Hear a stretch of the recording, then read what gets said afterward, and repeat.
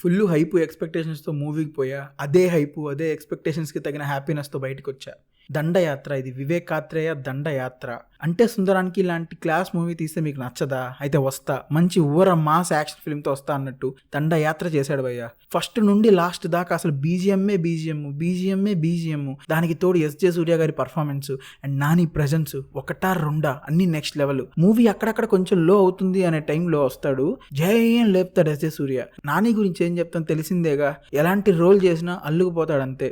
Emotion speaks, ఇంటర్వెల్లు, intro, climax మొత్తం శివతాండవమే. మొత్తం పోతారు, థియేటర్కి పక్కా పోతారు చెప్తున్నాగా. బీజిఎం విషయానికి వస్తే అసలు మామూలుగా లేదు. గూస్ బంప్స్ కొన్ని సీన్స్ అయితే నాకు. ప్రీ ఇంటర్వెల్ ఫైట్ ఉంటుంది, అక్కడ అదిరిపోతుంది అంతే. Screenplay next level, cinematography next level. స్టోరీలోకి వస్తే హీరో వాళ్ళ అమ్మ మాట వల్ల ఓన్లీ సాటర్డే మాత్రమే కోపం తీర్చుకుంటాడు. ఇదిలా ఉండగా హీరోకి హీరోయిన్ పరిచయం అవుతుంది. హీరోయిన్ వల్ల హీరోకి సోకులపాలెం అనే ఊరు పరిచయం అవుతుంది.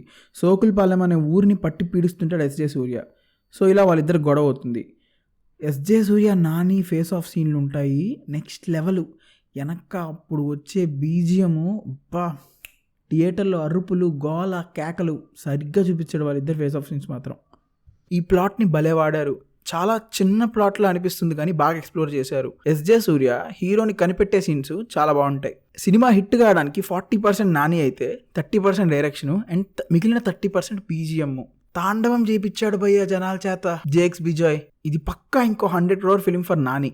హిందీలో కూడా రిలీజ్ అయింది, వాళ్ళు మరి ఎలా రియాక్ట్ అయ్యారో చూడాలి. ఇది second side of Vivek Athreya. మొత్తానికి మూవీ పీక్స్, జనాలు థియేటర్లో రాక్స్ అంతే.